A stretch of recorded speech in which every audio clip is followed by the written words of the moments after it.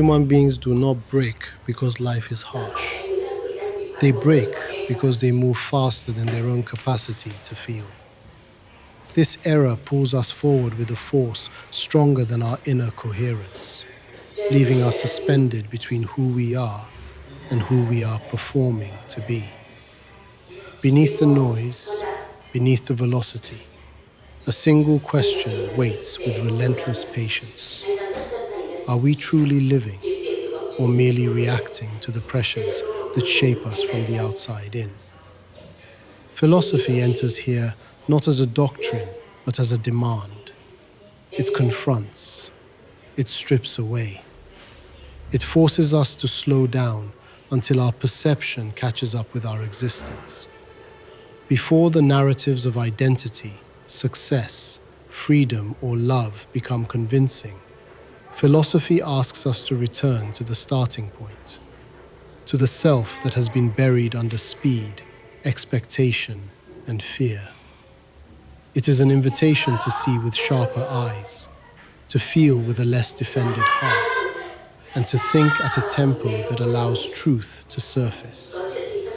Before we continue, you are gently invited to subscribe, leave a like, and share a comment. This channel is a small space for grounding and reflection, created for those who seek a calmer way of understanding themselves and the world. If you feel comfortable, tell us where you are and what time it is for you. Your presence here matters, and your words help weave a quiet community across the distance. May what follows bring you ease, clarity, and a softer place to rest your thoughts. Now we step into the deeper terrain. The chapters ahead unfold like a map of the modern soul, the crisis of identity, the distortions of perception, the weight of freedom, the machinery of desire, the vulnerability of love, the shadow we hide from, the urgency of mortality, the invisible structures shaping us, the discipline of awakening, and the inner transformation that turns knowledge into liberation. From this threshold, the body of the work begins, and with it, the unavoidable confrontation. What remains of you when all illusions fall silent? Human beings do not collapse because the world becomes chaotic. They collapse because their inner structure begins to crack under the weight of questions they can no longer avoid. The modern soul stands at a crossroads where every illusion once held sacred is dissolving. The identity we built out of expectations, achievements, and borrowed ideals is too fragile to contain the depth of what we truly are. Something within us is demanding to be seen, something older than ambition, deeper than personality, more persistent than fear. And when this call rises, the carefully crafted image we present to the world begins to tremble. The crisis of self is not a fashionable concept. It is an existential rupture. Every human being who pauses long enough to listen feels the same subterranean tension, the same silent fracture between the person they show and the person they are. We want to believe we understand ourselves. We repeat our preferences, our habits, our desires as if they are proof of identity. But beneath them lies a shifting landscape of unconscious motives, unspoken wounds, and forgotten fragments of experience. The question, who am I, becomes destabilizing not because it is philosophical, but because it threatens the very scaffolding of the self. Before the crisis reveals itself fully, it whispers.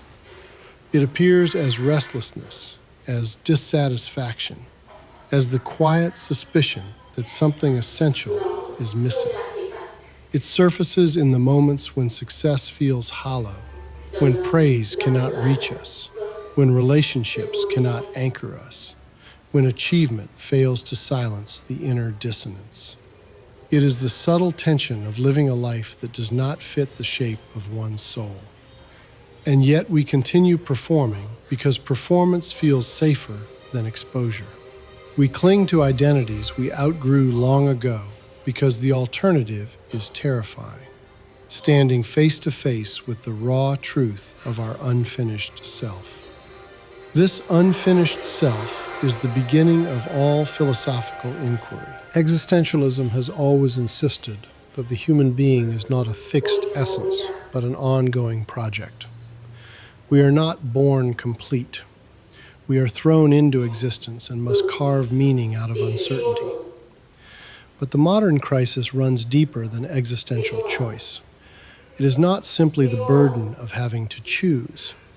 It is the realization that most of our choices have been shaped by forces we do not control and rarely acknowledge. Family, culture, trauma, memory, desire, fear. These invisible architects sculpt our identity long before we learn the language to describe ourselves. The first fracture becomes undeniable when we recognize the split between our constructed self and our authentic self. The constructed self is efficient, socially acceptable, psychologically armored. It is the version of us trained to earn approval, avoid conflict, and maintain stability. It is a survival mechanism. The authentic self, however, does not care for stability. It seeks coherence. It seeks truth. It seeks alignment with the deep rhythms of our being. Whenever the gap between these two selves becomes too wide, we experience existential vertigo. We feel divided, fragmented, lost. This feeling of being lost is not a failure. It is a signal. It tells us we have drifted too far from the center of our being. It tells us the narrative we use to navigate life is outdated. It tells us the soul is suffocating beneath the expectations we continue to obey. The pain of this dissonance pushes us toward inner work. But the moment we turn inward, we encounter the second fracture, the realization that we do not truly know the one who lives inside us. Psychology reveals that a large portion of our identity is shaped by unconscious material, experiences we suppressed, emotions we rejected, desires we denied, wounds we failed to heal. These buried elements do not remain passive.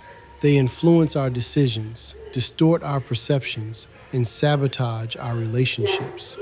We think we act freely, but much of our behavior is governed by unseen forces. The ego narrates a coherent story, but the subconscious writes the script.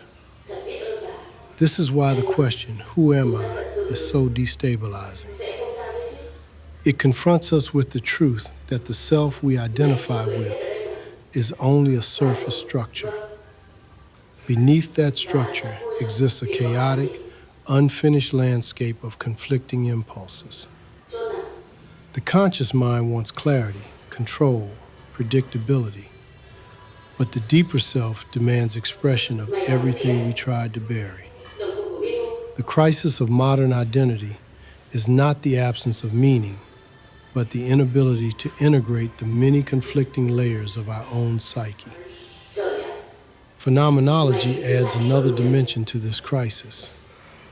It reveals that our experience of the world is filtered, structured, and interpreted by the mind before we are even aware of it.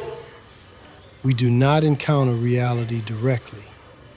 We encounter a version of reality shaped by memory, belief, emotion, and expectation. Every perception is already a translation. Every interpretation is already a distortion. The world we see is never the world as it is, but the world as we are. This realization destabilizes certainty. If my world is constructed from within, then to change my inner world is to change reality itself. But the modern human rarely questions these constructions. We inherit beliefs from family, internalize norms from society, absorb narratives from culture, and adopt values from authority. The self becomes a collage of borrowed ideas.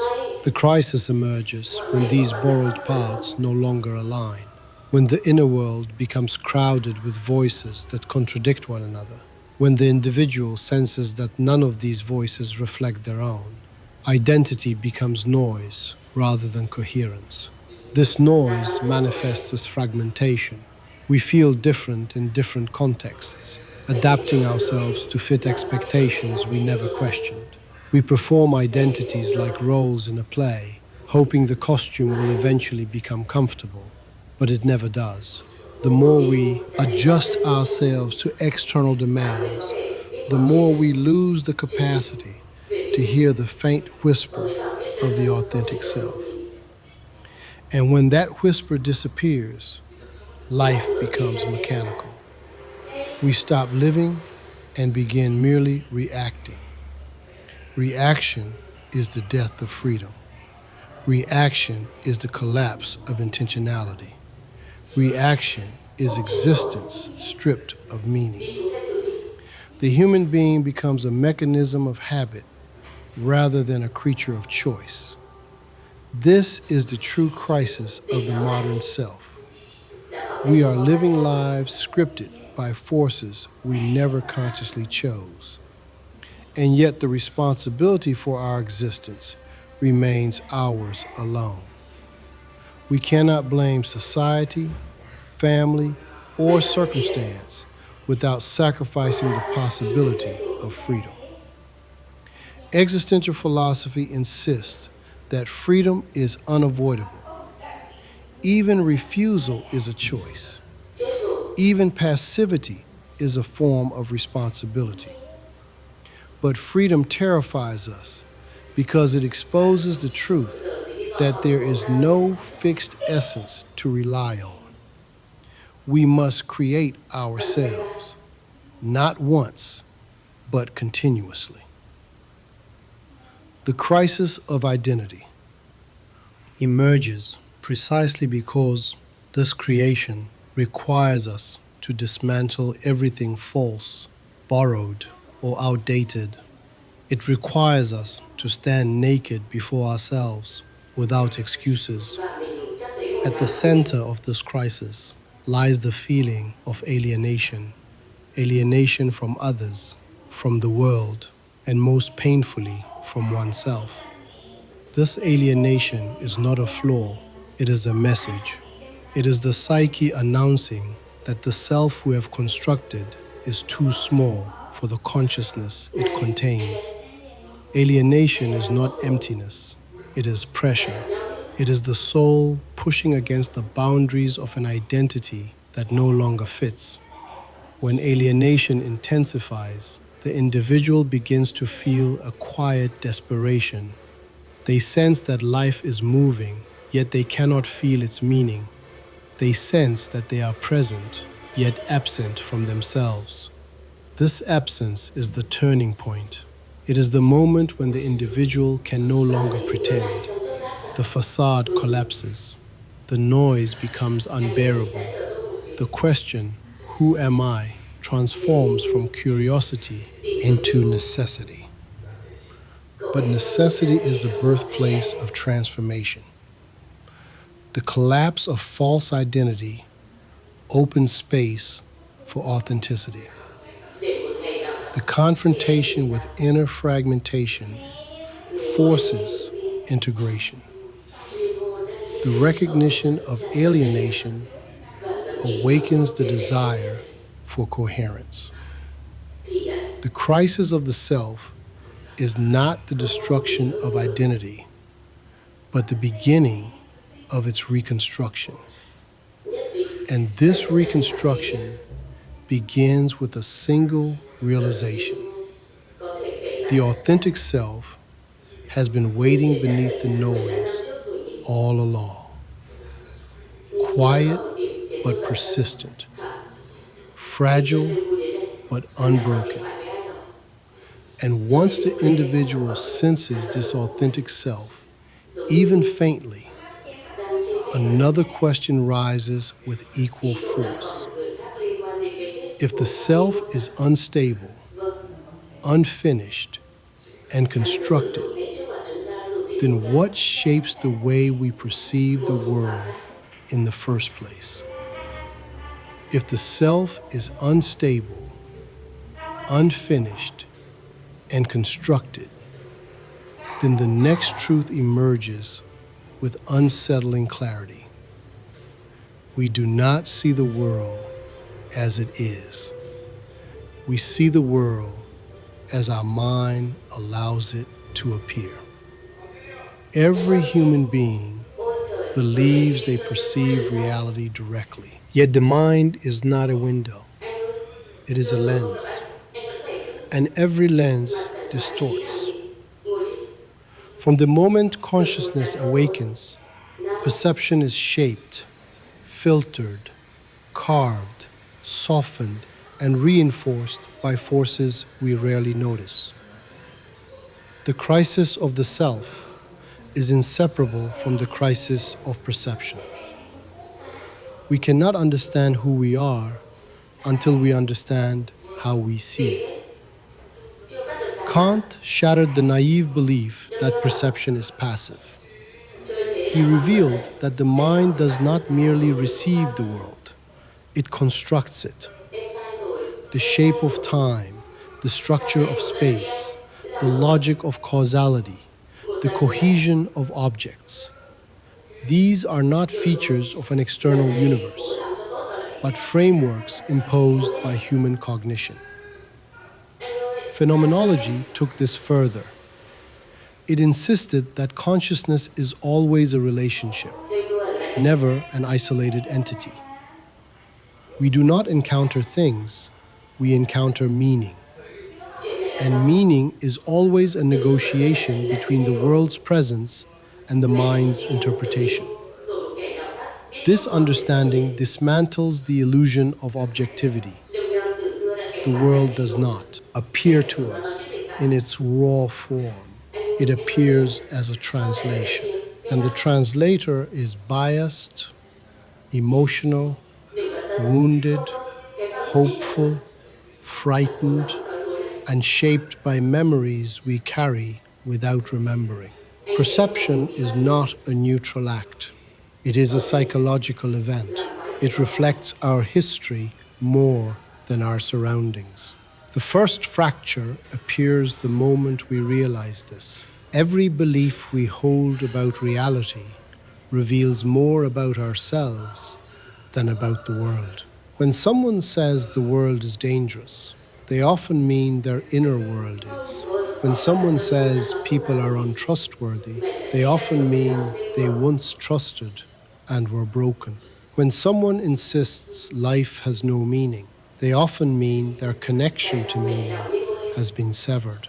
Perception becomes autobiography disguised as truth. But this truth does not humiliate us, it liberates us.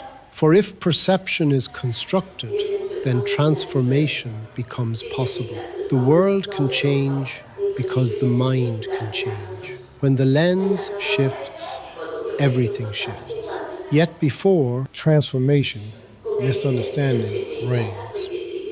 Most people live with the conviction that their perception is the only correct one. They mistake familiarity for truth. They cling to their interpretations as if the universe depends on their version of it. They argue not to understand, but to defend their perceptual territory. This attachment creates conflict both internal and external. Wars begin from distorted perception. So do broken relationships. So do the silent wars we wage against ourselves. Memory becomes the second architect of perception. Memory is not an archive, it is an active force. It edits, rearranges, exaggerates, suppresses. It keeps some wounds alive and buries others. It transforms the past into a story that shapes the present. The mind cannot perceive without memory, but memory is shaped by emotion, and emotion is shaped by experience, and experience is shaped by perception. The loop becomes self-reinforcing. Consider a person who has grown up in an environment of criticism. Their mind becomes trained to detect judgment even where none exists. A neutral expression becomes rejection. A quiet moment becomes threat. A delay in response becomes abandonment. Their lens is tinted by wounds they did not choose but continue to wear. Reality does not appear to them as neutral. It appears charged with danger. Not because the world is dangerous, but because their lens is. Or consider someone who has been praised excessively. They may develop a lens that interprets challenge as insult, disagreement as hostility, boundaries as betrayal. Not because they are fragile by nature, but because their perception has been shaped by an environment that removed friction. Their lens expects constant affirmation. When the world does not provide it, they feel persecuted. In both cases, the world is not the problem. The lens is. Trauma distorts the lens even more violently. Trauma creates perceptual tunnels. It narrows awareness to threat. It amplifies the smallest sign of danger. It replays past wounds in the present moment. The body reacts before the mind understands. The reaction is real, but its interpretation may not be. Trauma is not simply an event that happened. It is a perceptual system that continues happening. To heal trauma is not to erase memory. It is to rebuild perception. This leads to the third fracture, belief. Belief is the most powerful lens of all. Once we believe something, the mind reshapes perception to confirm it. This is not intellectual dishonesty. It is psychological necessity. The mind seeks coherence even at the expense of truth. Belief gives order to chaos. It provides stability when the world feels unpredictable. Yet this stability is fragile. It cannot withstand contradiction. The mind defends belief because belief defends the mind. Religion, ideology, culture, education, family. Each provides lenses we inherit before we know how to question them. These lenses determine what we notice, what we ignore, what we consider normal, what we consider unacceptable. They define not only our worldview, but our sense of self. To question these lenses is to threaten identity, but questioning them is necessary if authenticity is possible. Phenomenology teaches a simple but devastating insight. Perception is always directed by intention. What we look for determines what we see. The anxious mind looks for danger. The hopeful mind looks for possibility. The wounded mind looks for repetition. The awakened mind looks for truth. We think perception precedes interpretation, but interpretation precedes perception. This becomes painfully clear in relationships. Two people can share the same event, yet live different realities. One perceives rejection, the other perceives overwhelm.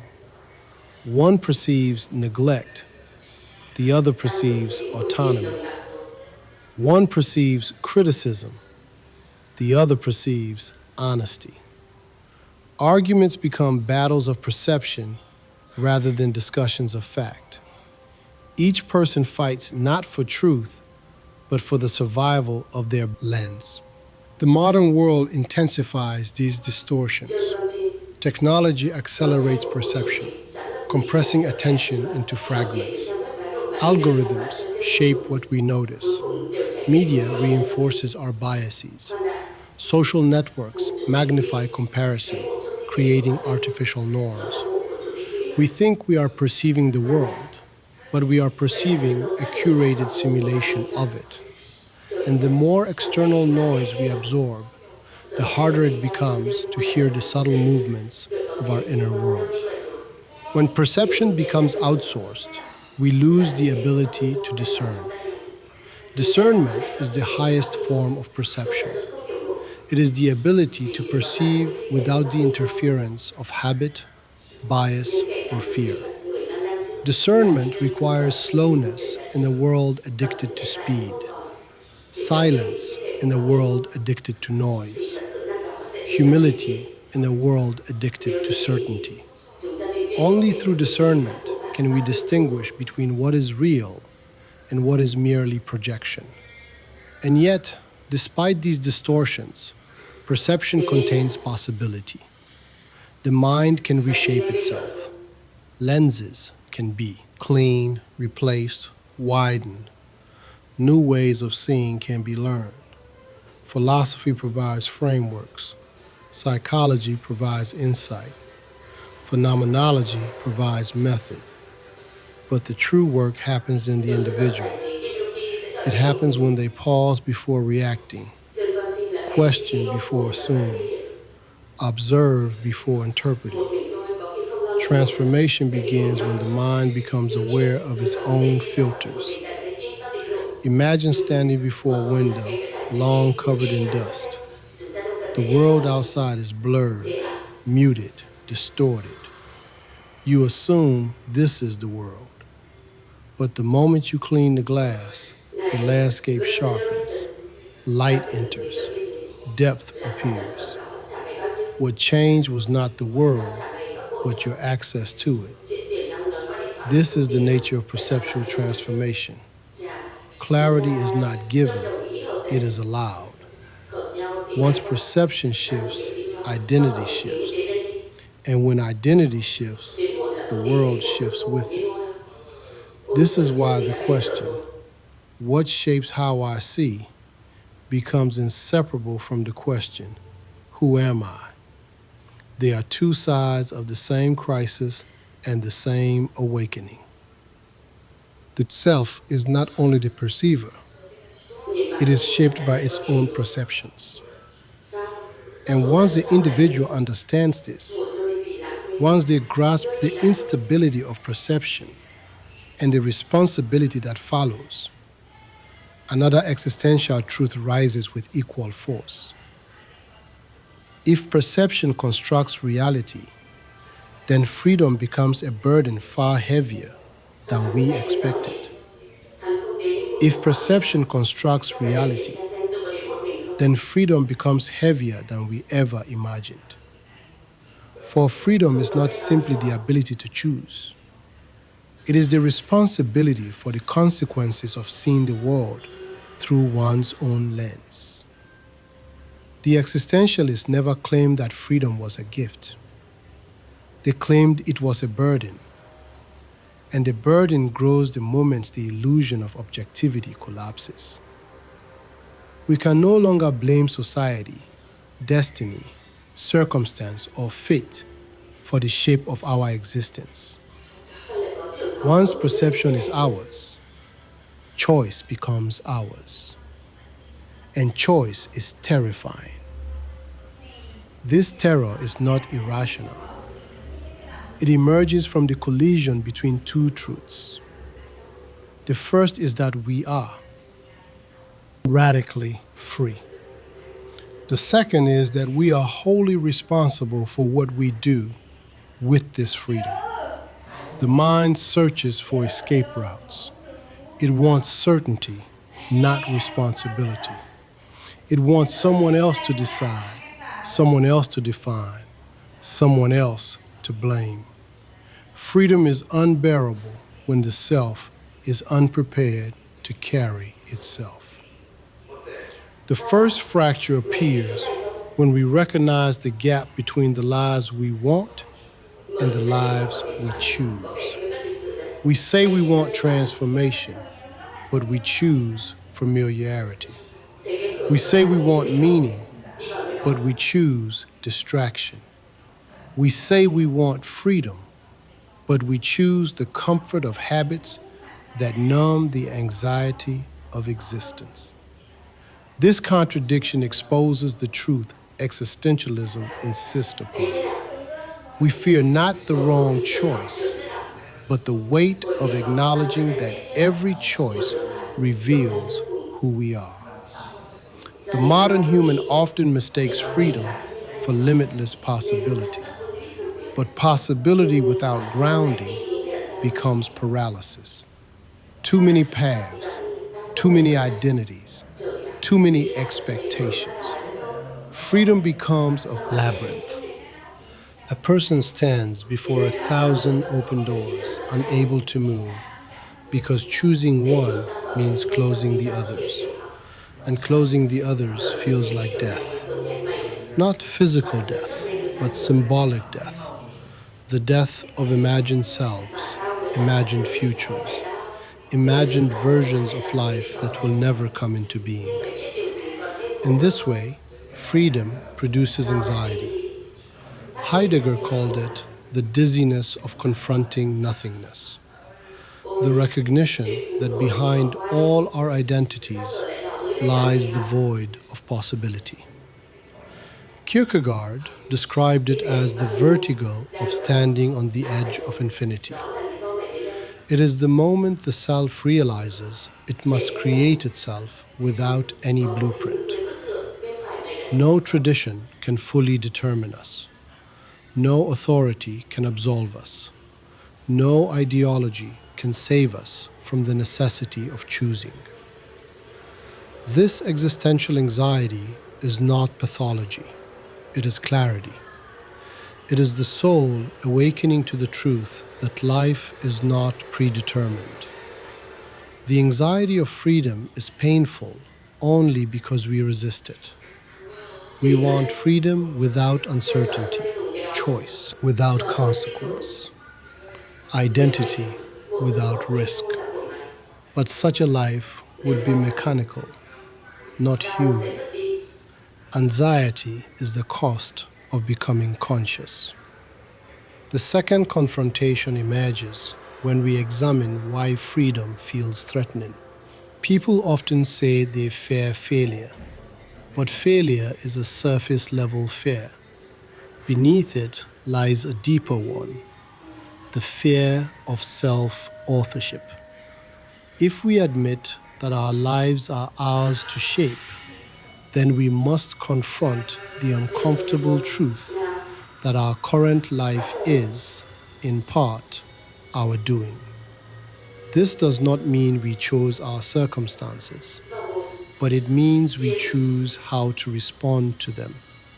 The present moment reveals the sum of thousands of small decisions, some intentional, most unconscious.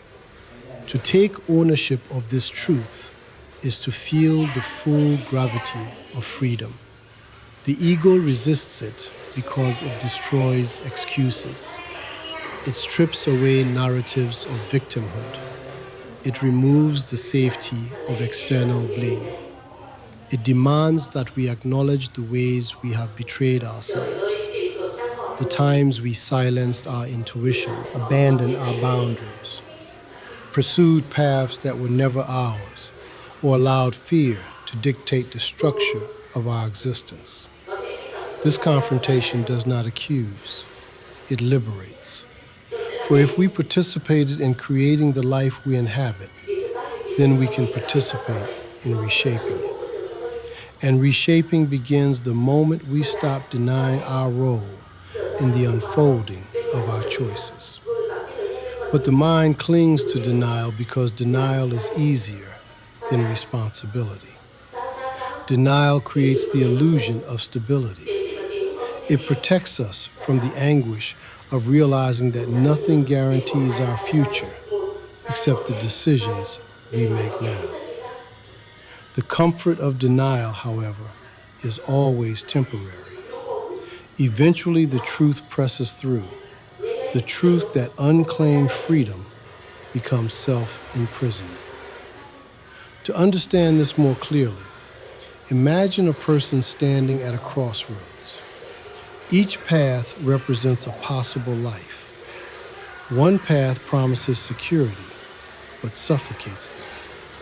Another promises authenticity, but terrifies them. A third path promises acceptance, but demands self-betrayal. A fourth remains unknown, shrouded in uncertainty. The individual hesitates, hoping the world will choose for them, but the world remains silent. The silence is the truth. The decision must come from within. Every hesitation deepens the anxiety. Every delay strengthens the illusion that there is a perfect path. But existentialism warns, perfection is the enemy of freedom. There is no perfect choice, only honest and dishonest ones. Honest choices align with the authentic self. Dishonest choices protect the constructed self. The difference between the two determines the shape of a lifetime. The third confrontation emerges when we consider the relationship between freedom and authenticity. Authenticity is not self-expression. It is self-confrontation. It requires acknowledging the desires we fear, the values we avoid, the dreams we postpone. It demands the courage to choose based on inner truth rather than external expectation. This is why authentic freedom is rare. Most people choose the identity others want for them because living someone else's life feels safer than risking one's own. But this safety is an illusion. It produces a life devoid of vitality, a life built on compliance rather than meaning, a life in which the self becomes a spectator rather than a participant. The cost of avoiding freedom is not stability. The cost is emptiness. Consider the individual who follows the path chosen by family, culture, or fear. They succeed externally, but collapse internally. They sense a growing distance between the life they live and the life that would honor their inner truth. This distance becomes fatigue, frustration, numbness, or despair. These symptoms are not signs of failure, but signals of misalignment. The soul is refusing to disappear beneath a life that does not belong to it. Freedom demands the opposite of numbness. It demands presence. It demands willingness to feel the anxiety that accompanies choosing for oneself. The paradox is that once we accept this anxiety rather than resist it, the anxiety loses its power. What exhausts us is not freedom, but the refusal to carry it. The moment we embrace uncertainty, the moment we allow ourselves to step into the unknown with intention rather than fear, freedom transforms from burden into possibility. In the world of 2025, people seek freedom without existential depth. They equate freedom with options, mobility, autonomy, and self-invention. But true freedom is not the proliferation of choices. It is the capacity to choose with clarity. Without clarity, options become chains. Without self-awareness, autonomy becomes chaos. Without responsibility, self-invention becomes avoidance. The individual must therefore confront the structure of choice itself. Choices are not isolated events. They form patterns. Patterns form identity. Identity forms destiny. When we choose unconsciously, we drift into lives that contradict us. When we choose consciously, we construct lives that reveal us. Freedom is not the ability to choose anything. It is the ability to choose what aligns with truth. Truth, however, is not always comforting. It may demand sacrifice. It may demand the loss of relationships built on inauthentic foundations. It may demand the abandonment of goals pursued out of insecurity. It may demand the dismantling of self-images that once protected us. This is why freedom requires courage, not the dramatic courage of battle, but the quiet courage of being honest with oneself. And yet this courage is precisely what allows the individual to step into life fully, to live without hiding, to make choices with integrity rather than fear, to accept uncertainty not as threat, but as the natural environment of a conscious being. Once this acceptance occurs, something within the individual shifts. The anxiety of freedom becomes the energy of possibility. The burden becomes the invitation. And from this invitation arises a deeper recognition. If freedom is inseparable from anxiety, and if choice is inseparable from responsibility, then suffering is inseparable from the human condition, not as punishment, but as a structural feature of existence. And to understand suffering, one must understand desire itself. If suffering is inseparable from existence, then desire is the engine that keeps suffering alive. Every philosophical tradition that dared to look directly into the structure of the human mind arrived at the same unsettling truth. Human beings do not suffer because the world denies them satisfaction. They suffer because the mind does not know how to stop wanting. Desire multiplies, desire mutates, desire intensifies in the very act of being fulfilled. The tragedy is not that we fail to attain what we seek, but that the very mechanism of seeking guarantees perpetual dissatisfaction. Schopenhauer saw desire as the fundamental curse of consciousness. Freud saw it as the hidden architect of behavior. The Buddha saw it as the root of suffering. Despite their vast differences, all three recognize the same existential fracture. Desire promises completion while simultaneously ensuring incompletion. It is a paradox that traps the human being in a cycle of chasing what cannot be held and clinging to what cannot be kept. The first fracture appears when we examine the structure of desire itself. Desire begins as lack. Something is missing, or feels missing, or is imagined missing. The lack creates tension. The tension demands release. The release promises satisfaction. But satisfaction is short-lived because the mind adapts to it instantly. What was once extraordinary becomes ordinary. What was once the object of longing becomes background noise. The self becomes restless again, demanding a new object to project its yearning onto. Desire recreates itself endlessly. It is not a response to the world. It is a mechanism of the psyche. This mechanism shapes everything: our ambitions, our relationships, our obsessions, even our identity.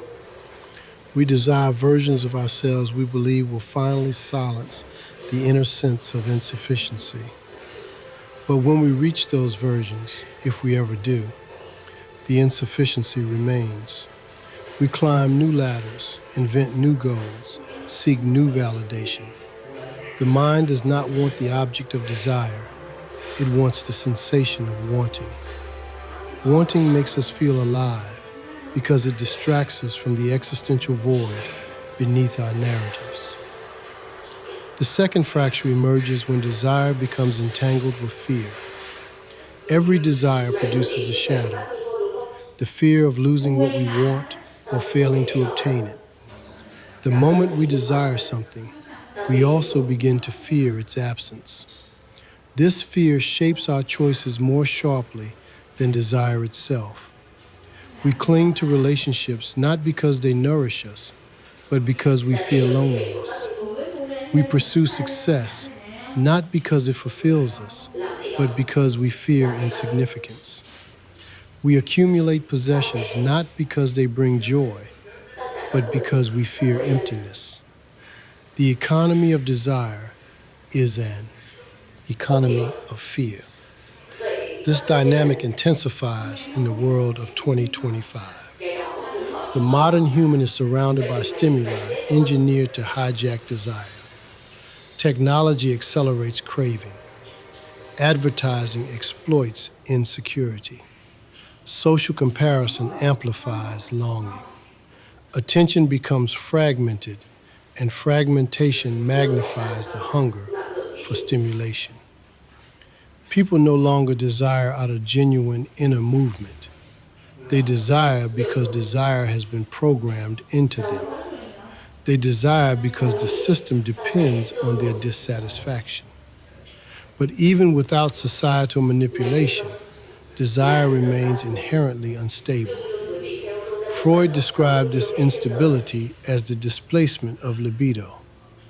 The mind continually redirects its longing toward new objects when previous ones fail to satisfy. The Buddha described it as the wheel of becoming, the restless cycle of craving, clinging, and suffering. Schopenhauer described it as the tyranny of the will, the blind, ceaseless force pushing existence forward in search of gratification never arrives. Each thinker, in their own language, exposed the same existential pattern.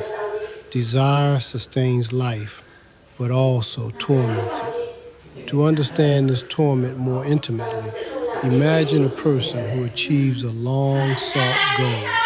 They feel a surge of satisfaction, a moment of expansion. But soon the feeling fades. The mind begins to look for the next goal, the next improvement, the next milestone. The accomplishment dissolves into memory. The hunger returns. This hunger is not a flaw. It is a feature. The mind is built to seek, not to rest. Even pleasure, when examined closely, reveals itself as temporary relief rather than lasting fulfillment. Pleasure ends, and when it ends, the mind reacts with irritation, yearning, or emptiness. Pleasure is a spark. Desire is the fire that demands the next spark. Without awareness, the individual becomes trapped in a cycle of stimulus and craving. They confuse stimulation with satisfaction, intensity with fulfillment, indulgence with freedom. They do not realize that the more they feed desire, the more desire grows teeth. The third fracture arises when desire merges with identity. People begin to define themselves by what they want. Desire becomes selfhood. The longing for recognition becomes a personality. The longing for success becomes a worldview. The longing for approval becomes a relational style. The longing for love becomes an emotional dependency. When desire becomes identity, the self becomes unstable, because identity can never be satisfied through external acquisition. The more we seek ourselves in what we desire, the further we drift from who we are. But the deepest suffering does not come from unfulfilled desire. It comes from desire that has no end. The mind fears that without desire, life will become empty. But in truth, it is desire that keeps life empty. Desire is a promise that cannot be fulfilled, because fulfillment is not a product of acquisition. Fulfillment is a product of awareness. When the mind learns to observe desire rather than obey it, a new relationship with craving begins. The craving still arises, but it loses its tyranny. Still, the mind resists this shift because desire provides structure. It gives us direction, purpose, narrative. Without desire, who are we? Without craving, what moves us? This fear is ancient. It is the fear that if we stop chasing, life will stop expanding. But this fear misunderstands the nature of fulfillment. Fulfillment does not come from chasing more. It comes from wanting less. Not through repression, but through understanding.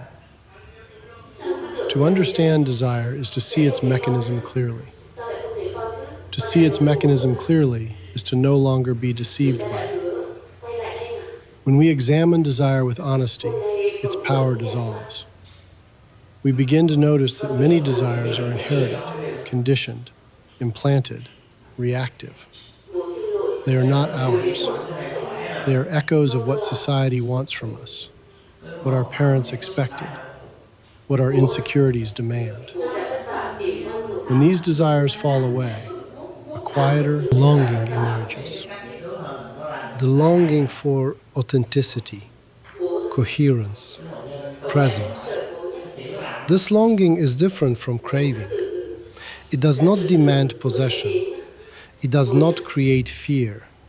It does not intensify suffering. It simply guides. It points toward what aligns with the soul rather than what stimulates the ego. This longing has no urgency. It carries no desperation. It is spacious. It is steady.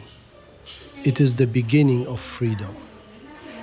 But before freedom arises, the individual must confront the shadow side of desire, addiction. Addiction is not limited to substances. It is any repeated behavior we use to escape the discomfort of existence. Addiction to validation, addiction to productivity, addiction to romance, conflict, entertainment, achievement, distraction. Addiction is desire turned compulsive. Compulsion reveals the truth. The hunger is not for the object, but for relief from the internal tension created by desire itself. In this way, the suffering caused by desire is not external, it is internal. It is the suffering of resisting what is while chasing what might be. It is the suffering of trying to fill the unfillable. But this unfillable space is not a defect. It is a doorway. It is where longing becomes introspection rather than pursuit. It is where desire becomes mirror rather than master. And once the individual reaches this point, once they recognize the structure of desire, the mechanics of suffering, the illusions of fulfillment, another truth emerges with equal force. If desire exposes the turbulence of the psyche, then only through understanding our attachments can we begin to see why love itself becomes both the deepest longing and the deepest fear. If desire exposes the turbulence of the psyche, then attachment reveals the architecture of its deepest illusions. Human beings do not fear love. They fear the collapse of the structures they have built to protect themselves from love. Attachment is never simply about holding on to another person. Attachment is the attempt to turn impermanence into permanence, uncertainty into certainty, fragility into stability. It is the mind's desperate effort to freeze the world so that the heart does not have to confront its own vulnerability. The modern self lives under the mistaken belief that attachment is proof of love. But attachment is not love. Attachment is fear disguised as devotion. When we cling, we are not embracing the other. We are defending ourselves from the terror of loss. And yet this terror grows stronger the tighter we cling. Every Buddhist teaching, every existential reflection, every psychoanalytic insight converges on the same truth. The more we try to possess what we long for, the more fragile the bond becomes. The first fracture appears when we examine why attachment forms. Attachment is rooted in the ache of incompleteness. We feel that something essential in us is missing or broken, and we search for someone who can complete the unfinished tapestry of our inner world. This hunger is not a flaw, it is human. We are relational beings. But the need for connection becomes corrupted when we expect another person to heal wounds they did not create or fill voids that belong not to the world, but to our own history. Attachment becomes a substitute for self-understanding. Instead of confronting our internal fractures, we project them onto relationships and hope proximity will silence the emptiness. But emptiness does not dissolve through closeness. It merely hides for a while. Then it resurfaces, asking again to be faced. Psychoanalysis makes this painfully clear. We do not attach to who a person is. We attach to what they represent. A partner becomes a symbolic parent, a symbolic refuge, a symbolic mirror. We reenact childhood wounds in adult relationships, hoping this time the story ends differently. The longing is sincere, but the strategy is doomed. No person can undo what was done in the past. They can only awaken the parts of us we have refused to confront. The second fracture emerges when attachment becomes control. The ego cannot bear uncertainty, and love, by nature, is uncertain. It evolves, shifts, expands, contracts. No relationship stays frozen, yet the ego demands guarantees. It wants promises against change, promises against loss, promises against the unpredictable movements of another person's soul. These promises cannot be kept, but we chase them anyway, tightening our grip until the relationship suffocates under the weight of expectation. The more we fear losing someone, the more we try to shape them into a version that feels safe for us. We micromanage affection. We monitor attention. We interpret silence as rejection. We imagine distance as betrayal. The relationship becomes a battleground of interpretations rather than a meeting of two beings. Attachment transforms love from an encounter into a negotiation of anxieties. The world of 2025 magnifies this distortion. The constant visibility of others through technology creates an endless loop of comparison and insecurity. People become hyper-aware of micro fluctuations in communication, tone, responsiveness. The mind becomes addicted to reassurance, mistaking digital proximity for emotional stability. The more reassurance we seek, the less secure we feel. Attachment mutates into surveillance. Love becomes a search for evidence that we are not being left. This is not intimacy. This is fear wearing the mask of attachment. The third fracture emerges when we confront impermanence. At the center of every attachment lies the fear of death. Not only physical death, but symbolic death. The end of a relationship, the end of meaning, the end of an identity we built around someone else. Impermanence terrifies us because it exposes the truth that nothing we hold remains. People leave, circumstances shift, feelings evolve. Time alters everything it touches. To love is to accept that we will one day lose what we love.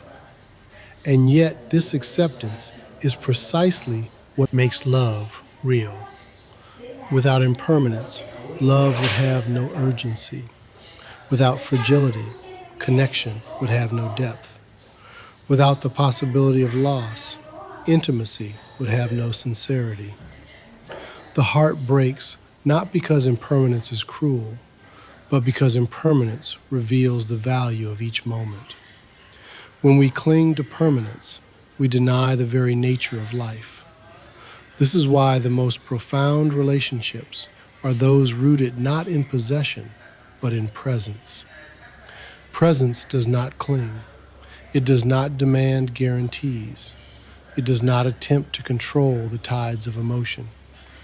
Presence recognizes the other as a living, changing consciousness, not an object that exists to stabilize one's identity. Presence is the antidote to attachment because presence requires acceptance. Acceptance of uncertainty, acceptance of change, acceptance of the other as they are, rather than as we need them to be. When presence enters a relationship, intimacy becomes possible. Intimacy is not the merging of two selves. It is the meeting of two transparencies. It is the willingness to be seen without armor and to see without distortion. Such vulnerability is impossible when attachment dominates, because attachment makes transparency dangerous. If the other can leave, then revealing ourselves feels like handing them the power to wound us. But the paradox is this: withholding ourselves destroys us first. The deeper psychological truth is that humans do not fear losing others nearly as much as they fear losing themselves. Attachment is the attempt to keep the self intact by outsourcing responsibility for our emotional world.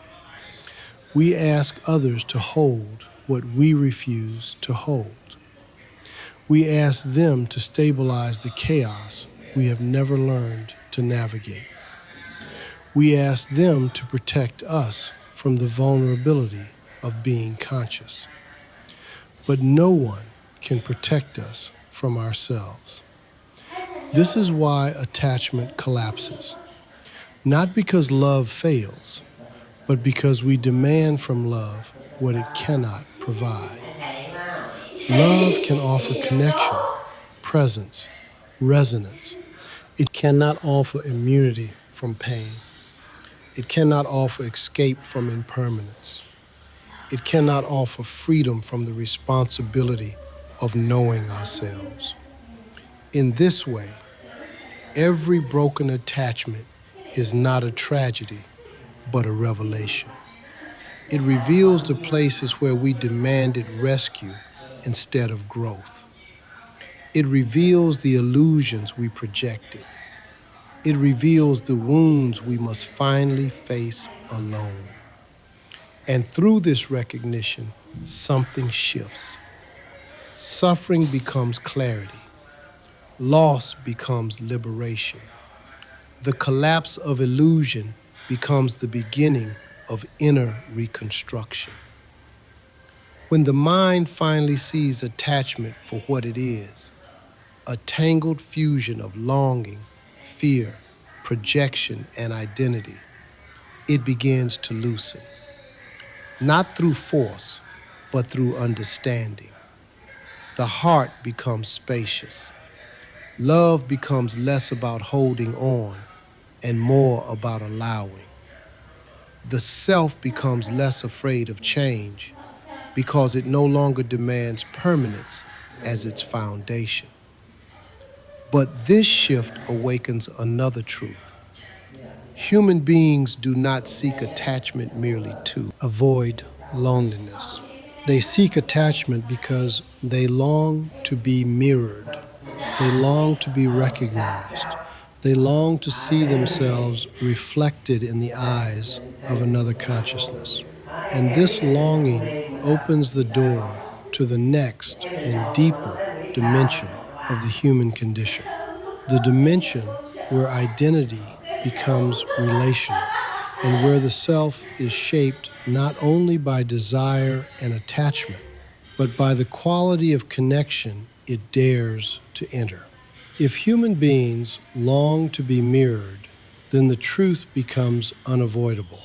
The self does not exist in isolation. The self is relational.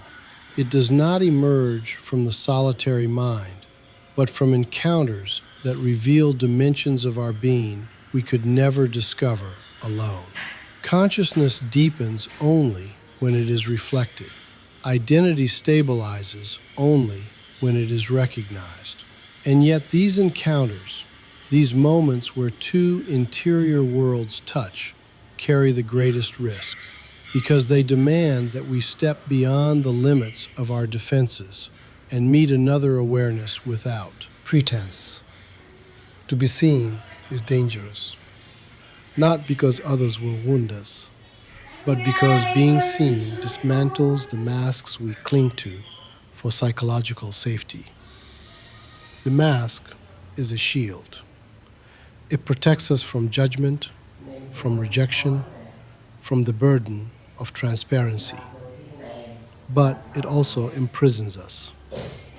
Every mask becomes a barrier between ourselves and the connection we quietly crave. The paradox is cruel. We use masks to survive, but masks also prevent us from truly living. The first fracture appears when we realize that connection begins where performance ends. No encounter has depth as long as the individuals involved are busy maintaining appearances. When two people meet through masks, what meets are roles, not souls. Conversation becomes choreography. Presence becomes strategy. Intimacy becomes impossible. Connection requires vulnerability, and vulnerability requires the dismantling of the internal armor that shields us from the gaze of the other. To dismantle this armor is to reveal the trembling truth beneath it, the insecurities, the desires, the contradictions, the wounds we pretend no longer shape us. We fear that if someone sees all this, they will recoil. But the opposite is true. Only when the armor falls can genuine recognition occur. People are not drawn to perfection. They are drawn to authenticity. Perfection inspires admiration, but authenticity invites connection. This is why the most transformative relationships are not built on compatibility, but on mutual exposure. Two people do not bond because they agree on everything. They bond because they are willing to reveal themselves in each other's presence.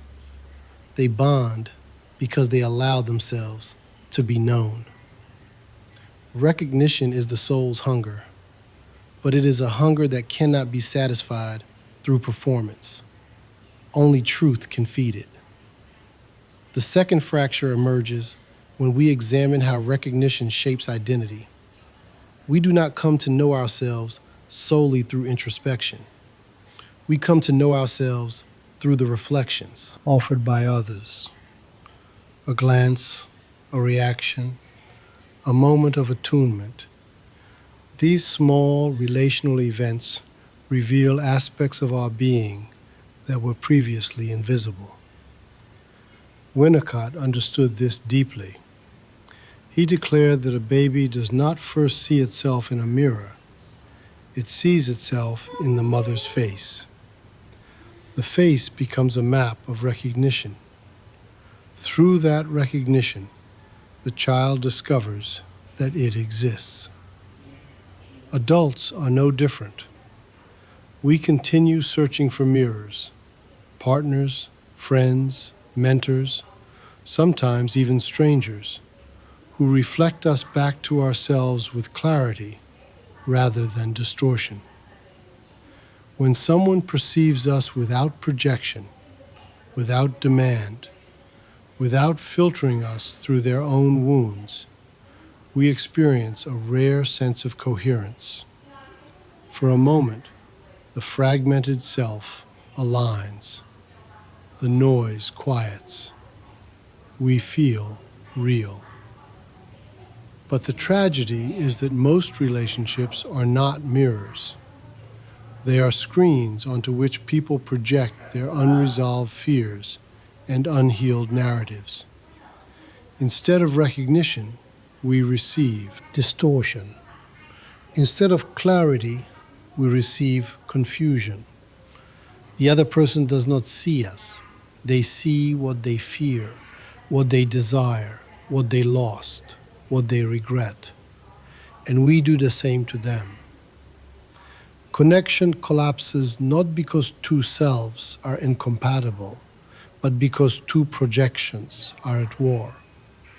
Phenomenology explains this collapse elegantly. The other is not an object, but a horizon, a consciousness with its own interiority. To meet another person authentically is to encounter that horizon without colonizing it with our expectations. But this requires depth. It requires patience. It requires the willingness to sense rather than impose. The third fracture emerges when connection becomes transformation.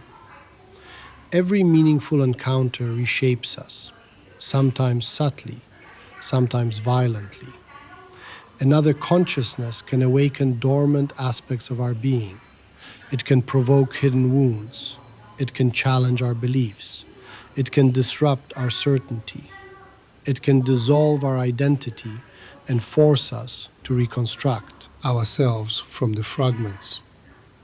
This is why connection is both sacred and dangerous. It holds the power to heal, but it also holds the power to destabilize. And the destabilization is necessary. No one grows through comfort. We grow through friction, through tension, through the collision between our worldview and the worldview of another. True connection is not harmonious. It is catalytic. It expands the boundaries of consciousness by confronting us with perspectives that reveal the limits of our own. Consider the moment someone truly listens to us, not waiting to respond, not evaluating, not projecting, listening with the full weight of their presence. In that moment, something in us unfolds. Words rise that we did not know we needed to say. Emotions surface that we had hidden even from ourselves. Presence becomes a mirror that reveals the interior landscape of our soul. Now consider the opposite. The moment someone misunderstands us completely, their misperception does not simply frustrate us, it destabilizes us. It challenges the coherence of our self-image. Misrecognition is a psychological wound because it fractures the bridge between self and world. When the world cannot see us, we begin to doubt ourselves. We begin to question our own reality. This oscillation between recognition and misrecognition forms the tension within which identity evolves. To be recognized too easily leads to stagnation. To be misrecognized too persistently leads to fragmentation. Growth occurs in the middle zone, where recognition provides grounding and misrecognition provides challenge. In the world of 2025, genuine connection has become rare. Digital communication increases visibility but decreases presence. People share content, not consciousness. They send signals, not selves. They perform intimacy while remaining emotionally unavailable. The illusion of connection replaces the experience of connection. But the soul cannot be fooled. It knows the difference between attention and attunement. Attunement is the highest form of connection. It is the capacity to feel another person's internal state without losing one's own. It requires sensitivity without absorption, empathy without self-abandonment, openness without collapse. Attunement is not agreement, it is alignment. It is the moment two nervous systems resonate, even briefly, in a shared field of understanding. But attunement is impossible when the self remains armored by fear. The armored self cannot sense. It can only defend. It misinterprets nuance as threat. It confuses vulnerability with weakness. It reacts instead of perceiving. To connect deeply, the self must risk dissolution. Not the dissolution of identity, but the dissolution of rigidity. The dissolution of the internal walls that prevent the flow of relational experience. When this dissolution begins, connection becomes revelation. We start to perceive the relational nature of existence itself. The boundary between self and other becomes porous. We realize that identity is not a solitary event, but a co-creation. Every relationship becomes a brushstroke on the canvas of who we are. Every encounter becomes a thread woven into the fabric of our consciousness. And yet, this relational truth asks the question we are rarely prepared to answer. If connection shapes us so profoundly, then whom we choose to let into our inner world determines the trajectory of our becoming. Some encounters expand us, some diminish us, some awaken us, some numb us. Some clarify our path, some blur it. We must therefore learn to discern not only how we connect, but with whom. Discernment in connection is a moral and existential responsibility. It requires that we recognize when a relationship nurtures our growth and when it traps us in old patterns. It requires that we distinguish between resonance and projection, between intimacy and dependency, between recognition and idealization. The failure to discern leads to entanglement, a state where the self becomes fused with another in ways that distort both. But discernment is impossible until we ask the deeper question: what is love, if not the most profound form of connection? And if connection transforms identity, then what does love demand from the self beyond vulnerability, presence, and recognition? The answer begins where attachment ends. It begins in the places where fear dissolves and something larger than desire begins to move through the space between two human beings. If connection reveals the relational nature of the self, then love exposes the full magnitude of what the self is capable of becoming. Love is not an emotion. It is an existential force. It does not simply bind two people. It dismantles and reconstructs the architecture of both. Love is dangerous, not because it wounds, but because it reveals. It reveals the truth of what we are, of what we fear, of what we hide, and of what we could become if we stop shrinking from our own depth. People speak of love as if it were comfort, but love is confrontation. It confronts every layer of identity we built to protect ourselves from vulnerability. It confronts our illusions about control. It confronts the borders we draw around ourselves to avoid being changed. To love is to allow oneself to be undone. To love is to permit another consciousness to enter the inner sanctuary where our oldest fractures, our most fragile hopes, and our most persistent wounds reside. The first fracture appears when we understand that love requires vulnerability, but vulnerability is impossible without courage. Vulnerability is not exposure for the sake of intimacy.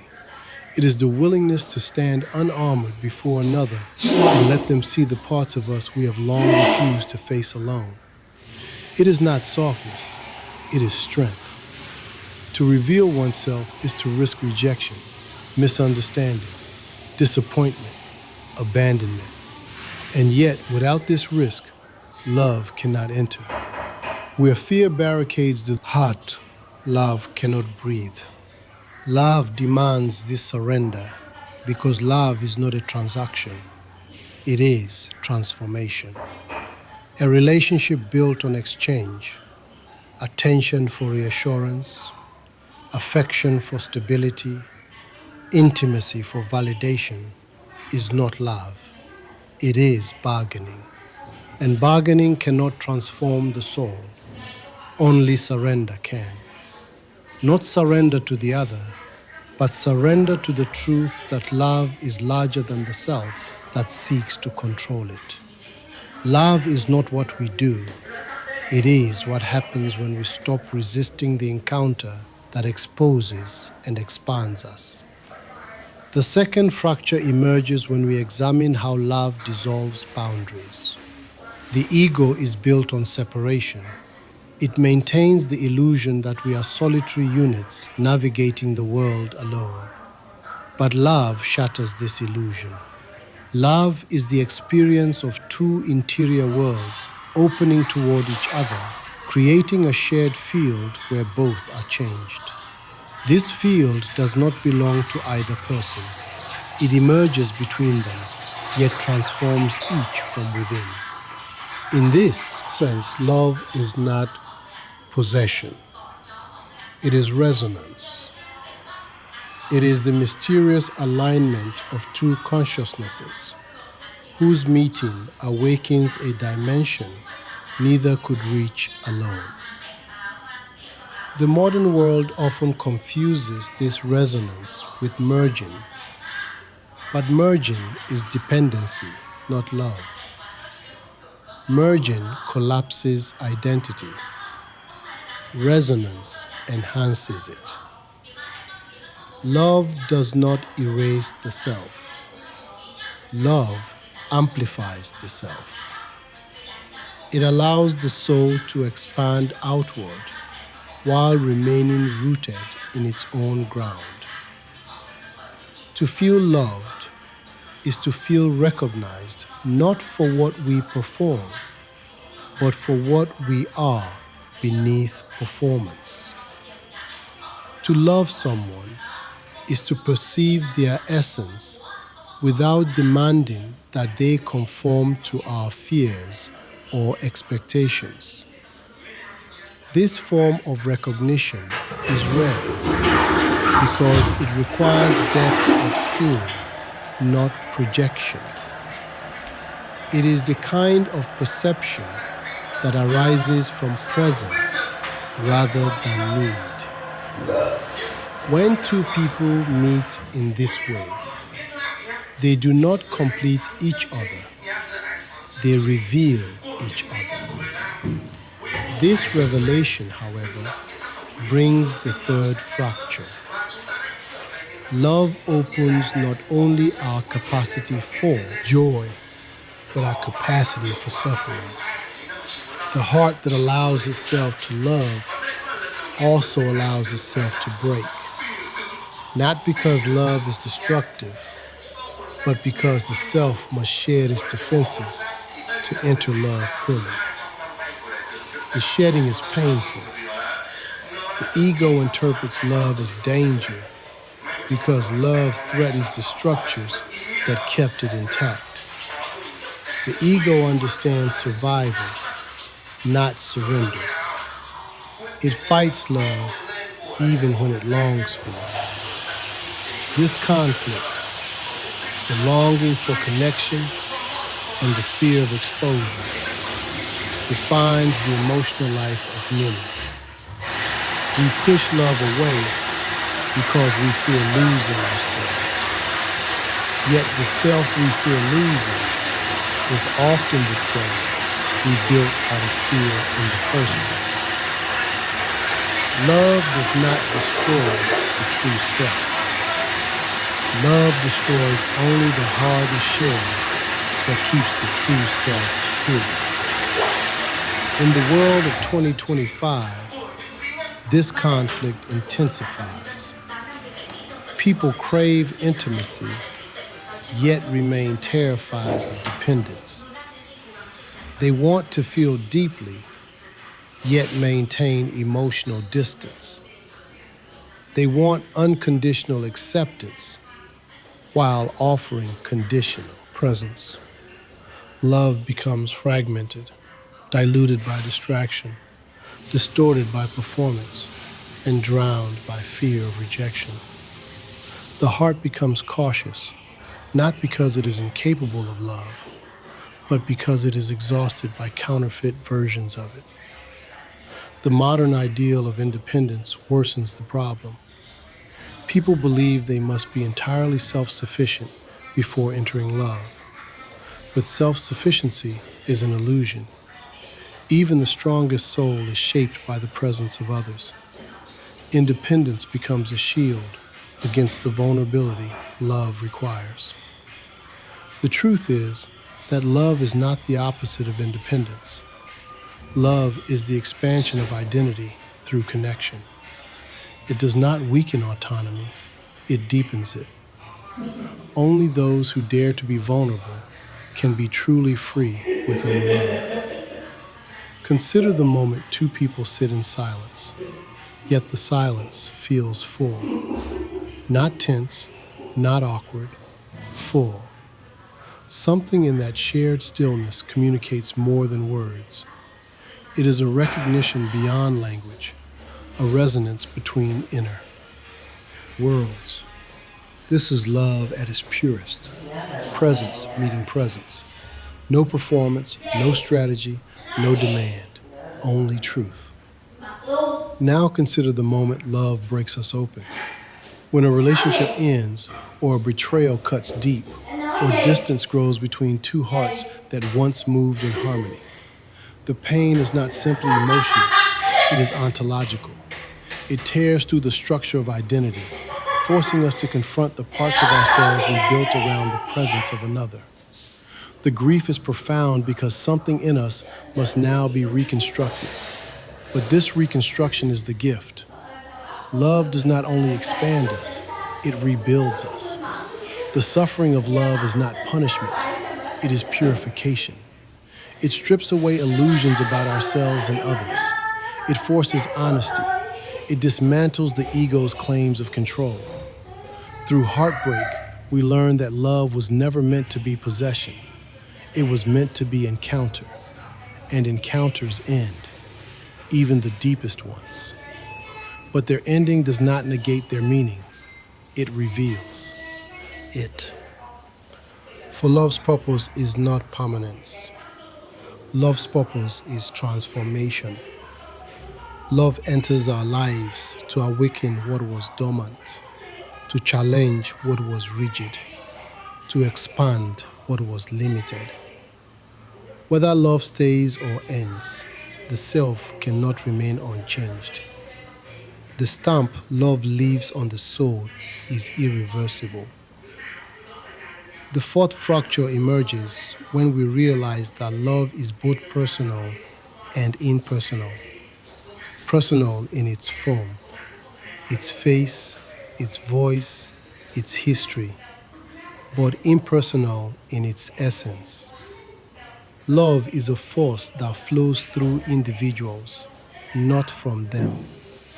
It chooses its direction. It appears unexpectedly, often inconveniently. It dissolves when its purpose is done. It cannot be forced, controlled, or negotiated. Love is not an act of will. It is an event of being. To love someone is to participate in something larger than desire, larger than preference, larger than the stories we tell ourselves about what relationships should be. It is to stand at the edge of one's own identity and allow another person to shape what lies beyond. Love is creation, and creation always disrupts. But love also reveals something even deeper. The human heart is not fragile. It only believes it is. The heart breaks, but it does not shatter. It reforms, expands, evolves. Every experience of love, ecstatic or painful, stretches the capacity of the soul. The more we love, the more we can love. The more we break, the more we can hold. Love increases the size of the vessel, and when the vessel grows, another truth becomes visible. Love is not the final destination of the soul. It is the doorway. For once we have tasted the transformative power of love, its beauty, its terror, its capacity to shape us from the inside out, we must confront a larger and more demanding question. If love expands the self toward another, what force expands the self toward the world, toward meaning, toward the ethical dimension of existence itself? If love expands the self toward another, then responsibility expands the self toward the world. Responsibility is not a social rule. It is an existential demand. It arises the moment the individual realizes that consciousness carries weight, that every decision shapes not only personal destiny, but the moral landscape in which others must live. Responsibility is the awakening of the ethical dimension of existence, the recognition that freedom is not private property, but a force that always exerts pressure on the world around it. Most people misunderstand responsibility. They think it refers to duties, obligations, or tasks imposed from the outside. But genuine responsibility has nothing to do with obedience and everything to do with awareness. It is the realization that our actions ripple beyond our intentions, that our presence influences the emotional and psychological environment of those around us, that we are accountable not only for what we do, but for what we fail to do when action becomes necessary. The first fracture appears when we confront the truth that moral responsibility does not begin with society. It begins with the self. Before we can act with integrity toward others, we must be willing to confront the parts of ourselves that escape accountability. The moments when we choose comfort over courage, the choices shaped by fear rather than truth, the times we betray our own values to gain approval, security, or belonging. Responsibility demands that we examine our complicity in our own suffering, and in the suffering we cause others through avoidance, denial, or indifference. This confrontation is painful because it dismantles the illusion of being purely a victim of circumstance. It forces us to acknowledge the subtle ways we perpetuate harm through silence, through passivity, through refusal to grow. Responsibility is not moralizing, it is moral clarity. It does not shame, it reveals. It exposes the gap between who we are and who we pretend to be. The second fracture emerges when we examine responsibility in relationships. Love without responsibility becomes indulgence. Responsibility without love becomes tyranny. True responsibility in intimacy means recognizing the impact of our emotional states, our wounds, and our unconscious patterns on the ones we love. It means understanding that our pain, if left unexamined, becomes a weapon. It means refusing to outsource the management of our inner chaos to others. Responsibility in love does not mean carrying the emotional burdens of the other. It means carrying the responsibility for the emotional burdens we bring into the relationship. It is the willingness to say, this fear is mine, this anger is mine, this insecurity is mine. You did not cause it, you do not have to fix it. I must face the shadow that I brought with me. This form of responsibility is rare because it demands maturity rather than dependence. It requires the self to stand upright, not defensively, but consciously. It asks the individual to recognize their patterns before projecting them. And it transforms relationships by shifting the focus from blame to understanding, from accusation to self-reflection, from reactivity to awareness. When both individuals carry this responsibility, love becomes not only a space of connection, but a space of evolution. But the third fracture is the most difficult: responsibility toward the world. This responsibility is not about heroism or sacrifice. It is about recognizing that existence itself is relational. Every choice we make shapes the environment others must inhabit. Every expression of presence either expands or constricts the freedom of those around us. Every moment of unconsciousness ripples outward, creating consequences we rarely see but always contribute to. In the world of 2025, the crisis of responsibility has become a crisis of humanity. Technology allows us to act without confronting the human impact of our actions. Digital anonymity dissolves accountability. Social polarization creates moral blindness. People express outrage without self-reflection, opinions without understanding, judgment without knowledge.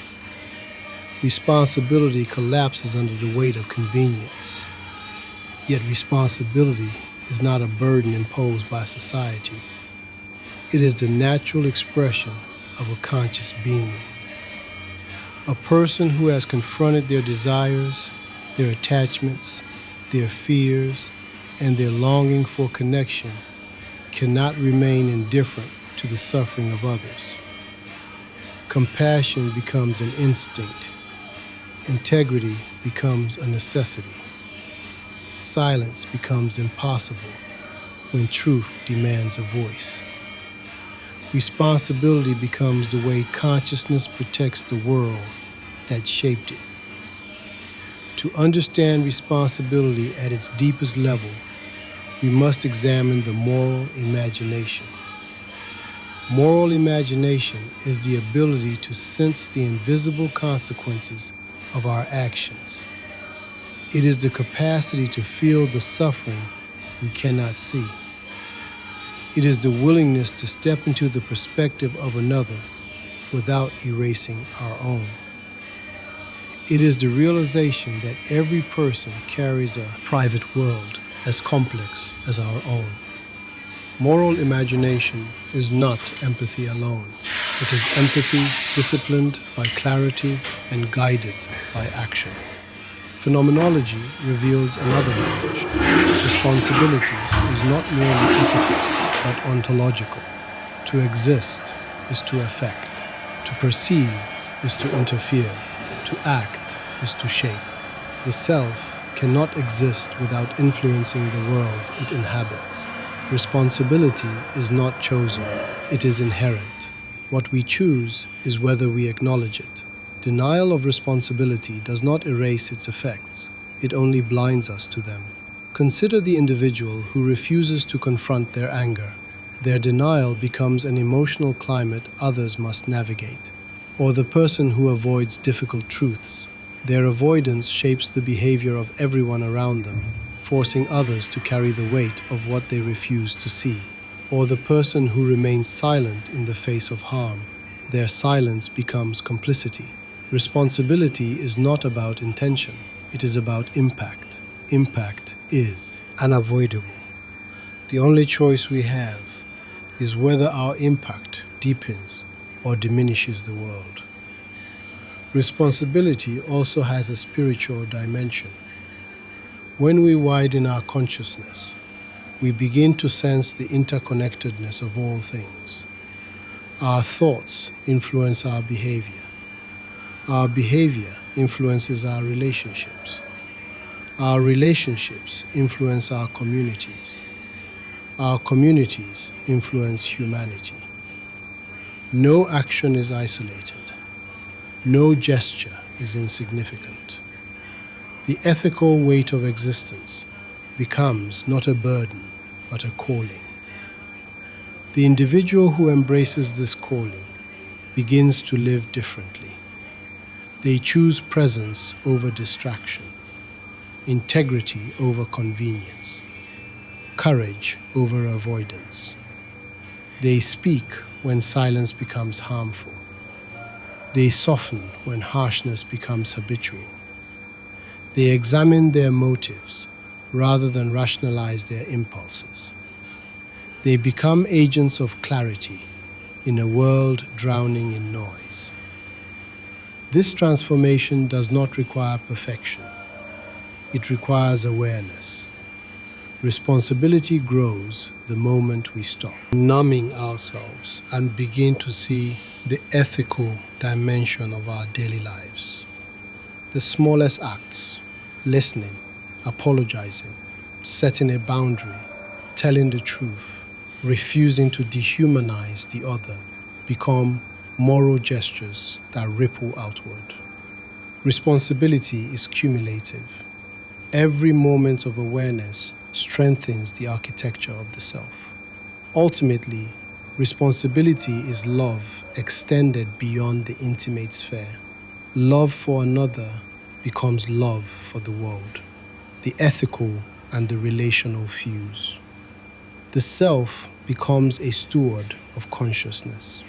And yet, this expansion gives rise to the next existential demand.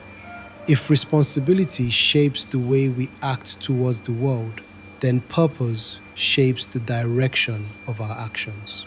Responsibility answers the question, how should I live with others? Purpose answers the question, for what reason do I live at all? If responsibility shapes the way we act towards the world, then purpose shapes the inner gravity that pulls us through existence. Purpose is not a goal, it is not an ambition. It is not a dream dressed in productivity language. Purpose is orientation.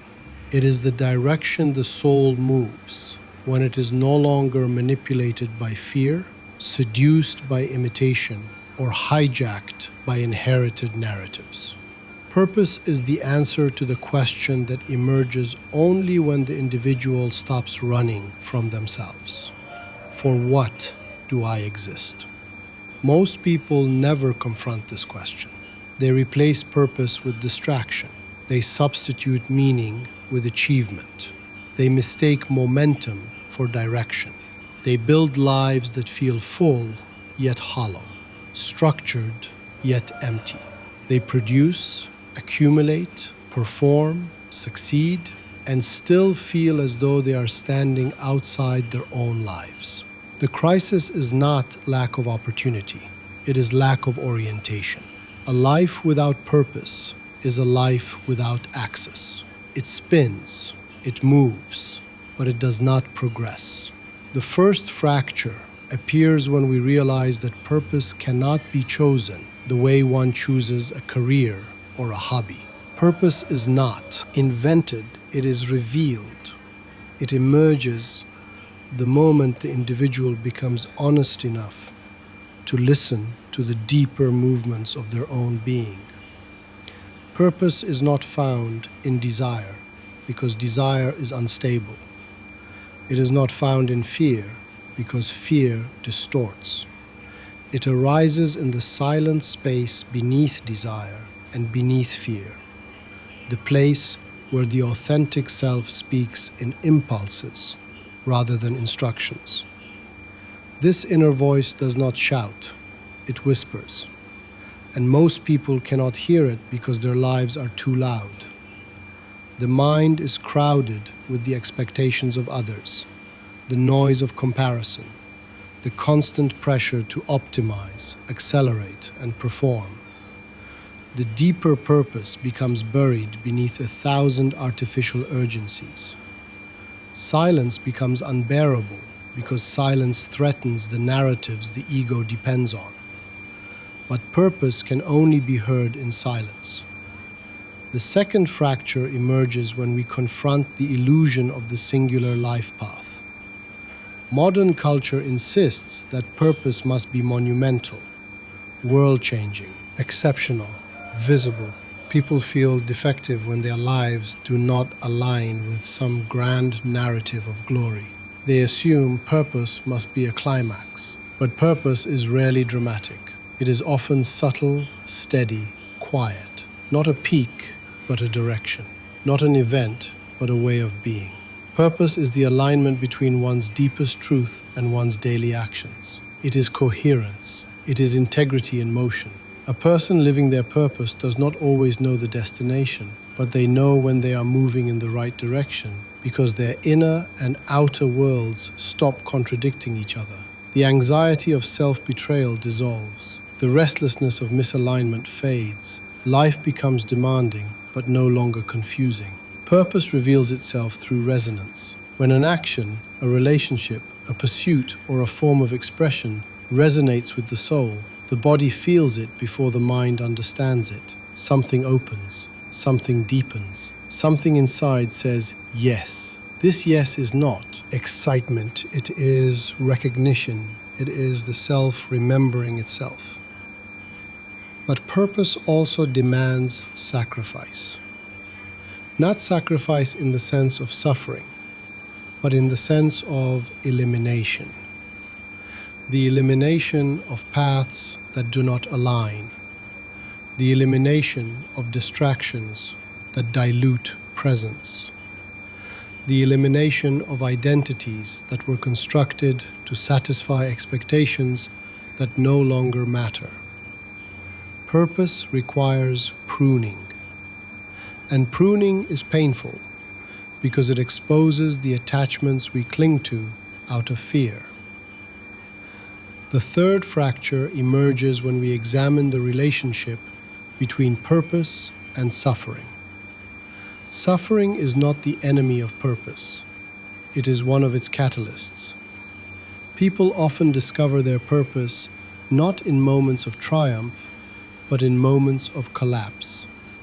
When the old identity breaks, when familiar meaning dissolves, when the life they built no longer fits the soul they are becoming. In these moments, suffering strips the self down to its core, revealing what matters and what never did. Suffering narrows vision, but it deepens insight. It destroys illusions, but it reveals essence. It forces the question, what remains when everything external is gone? The answer to this question is the foundation of purpose. Purpose emerges from the fractures, not the fantasies. Consider the person who loses everything they believe defined them: career, image, relationship, certainty. In the void that follows, they encounter a more honest self, a self no longer sedated by achievement or validation. From this stripped-down state, a new orientation begins to form, a direction that was always present but buried beneath the noise. Purpose resurrects itself in the ashes of collapse. But purpose is not static. It evolves as consciousness evolves. Who we are at 20 is not who we are at 40. And who we are at 40 is not who we will be at 60. Purpose shifts because the soul keeps unfolding. Clinging to an old purpose is as dangerous as having no purpose at all. Life demands adaptability, not stubbornness.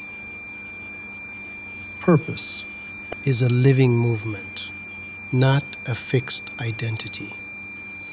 In the world of 2025, the crisis of purpose has become epidemic. People feel lost, not because life lacks meaning, but because they have outsourced the search for meaning to systems that cannot provide it. They expect institutions to define purpose. They expect algorithms to direct attention. They expect the world to tell them what matters. But purpose cannot be outsourced. It must be confronted directly.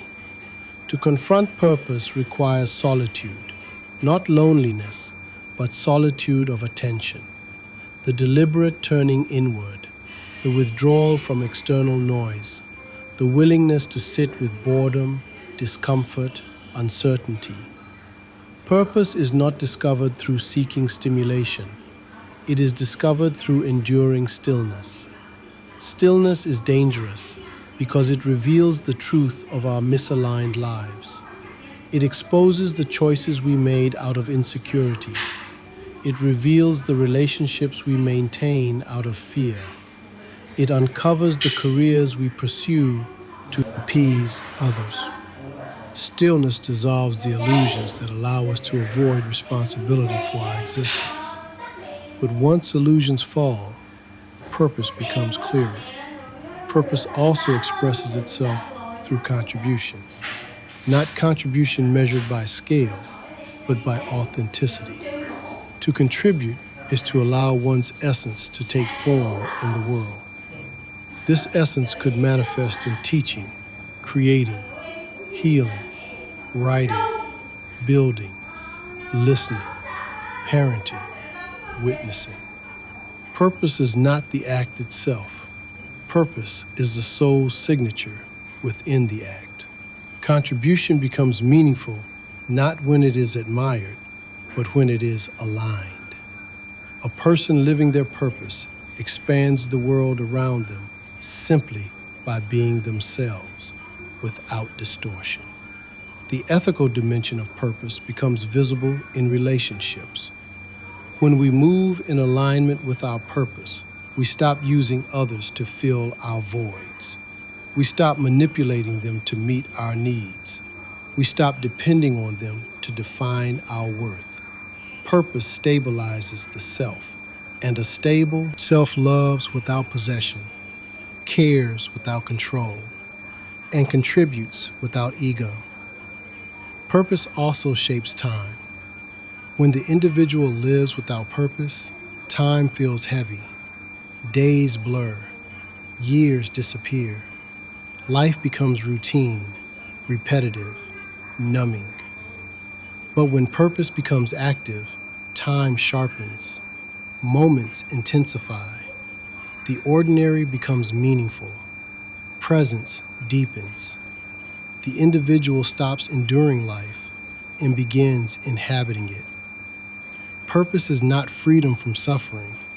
It is suffering with direction. It gives the individual a way to hold their pain, a way to transform it into expression, understanding, wisdom. Purpose turns suffering into fuel rather than prison. And once purpose awakens, another question follows with equal inevitability.